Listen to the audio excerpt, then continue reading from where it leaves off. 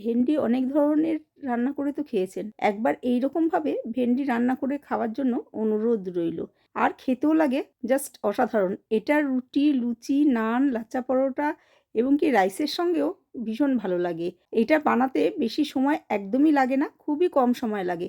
তাহলে দেখে নেওয়া যাক আমার আজকের এই ভিডিওটি। আপনারা দেখছেন সিস্টার চ্যানেল রেসিপি। আমি ভেন্ডিগুলোকে ভালোভাবে ধুয়ে একটা টিস্যু দিয়ে মুছে নিয়েছি। এবারে আমি ভেন্ডিগুলোর এই মাথার দিকটা আর এই নিচের দিকটা আমি কেটে নিচ্ছি, কেটে ফেলে দেবো আর দিয়ে ছোট ছোট পিস করে নিচ্ছি। এখানে নিয়েছি 3খানা কাঁচা লঙ্কা, মাঝখান দিয়ে চিড়ে নেব।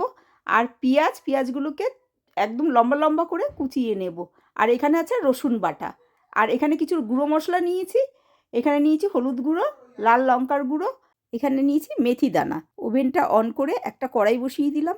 এর মধ্যে দিয়ে দিচ্ছি তেল।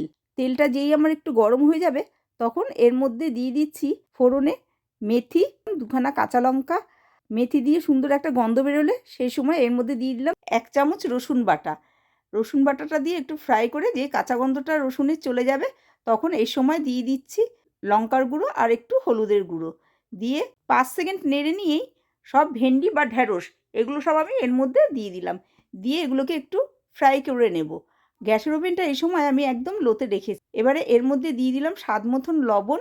লবণ দিয়ে ভালোভাবে নেড়ে নিয়ে এটা যখন আমার 70% হয়ে যাবে সেই সময় আমি এর মধ্যে দিয়ে দিচ্ছি কুচিয়ে রাখা পেঁয়াজ। পেঁয়াজটা দিয়ে আমি গ্যাসের ওভেনটা হাইতে করে 5 মিনিট এটাকে একটুখানি আমি রান্না করে নেব। 5 মিনিট পরে পরিবেশনের জন্য আমার ভেন্ডি বা ঢ্যাঁড়স একদম রেডি।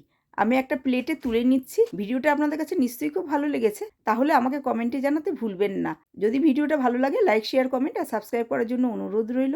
বেল আইকনটা ক্লিক করে দেবেন। যখনই আমি নতুন কোনো ভিডিও পাঠাবো সবার আগে আপনাদের কাছে পৌঁছে যাবে।